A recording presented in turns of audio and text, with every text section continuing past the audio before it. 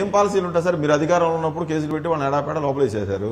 ఎక్కడ red book లో రాశారు, 3 ఏళ్ల తర్వాత వాళ్ళు రెడ్ బుక్ లో రాశారు. రెడ్ బుక్ తీసి జగన్మోహన్ దాంట్లో ఉన్నది ప్రతి ఒక్కరు అమలు చేస్తాం. జగన్మోహన్ మీరు ఏదో బుక్ లో రాస్తున్నారు, మీరు రేపు మళ్ళీ మీరు వస్తామని చెప్తారు. మీరు వచ్చినాక మళ్ళీ చెప్తున్నాం, జగన్మోహన్ రెడ్డి గారి ప్రియారిటీస్ ఎప్పుడు ప్రజలు.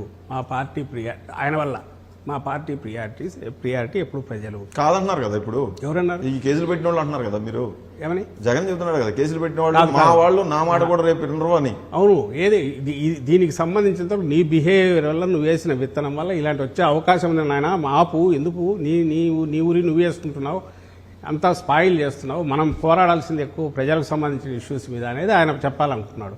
మేము అదే చెప్తున్నాం. చంద్రబాబు నాయుడుకి అవి ఆన్సర్ ఇవ్వడానికి లేదు. ఎందుకంటే ఆయన ఇచ్చిన ఫాల్స్ ప్రామిసెస్ మొత్తం ఏవైతే ఉన్నాయో వాటికి సంబంధించినంత వరకు చేయదలుచుకోలేదో ఏదో కానీ ఒక్కటి చేయట్లేదు. ఆ ఇష్యూస్ డిస్కషన్ రాకూడదు అనేది ఆయన కోరిక. ఇప్పుడు ఇది రెండు పర్పస్లో ఆయన ఎక్స్పెక్ట్ చేస్తున్నాడు వీటి నుంచి. ఆ మీడియా మొత్తం కానీ వాళ్ళు మాట్లాడినా ఇగో ఇవే జగన్మోహన్ రెడ్డి గారిని ఒక బూచి కిందనో ఆ రోజు నుంచి తయారు చేశారు. అధికారంలో మేమున్నప్పుడు మేము చేస్తున్న వాటికి, జగన్మోహన్ రెడ్డి గారు చేస్తున్న వాటికి ఆన్సర్ లేక ఆ రోజు అదే ఒక పిక్చర్ తయారు చేశారు. ఒక రాక్షసులలాగా తయారు చేసి మమ్మల్ని చూపడం మొదలుపెట్టారు. ఈరోజు ఆ రాక్షసులు మేము సంహరించే పని నెక్స్ట్ ఈ 5 ఏళ్ళు అధికారంలో ఉన్నప్పుడు చేస్తాము. ఇదే ప్రజలకు అవసరం అనేది చెప్పాలని వాళ్ళు ప్రయత్నం చేస్తున్నారు.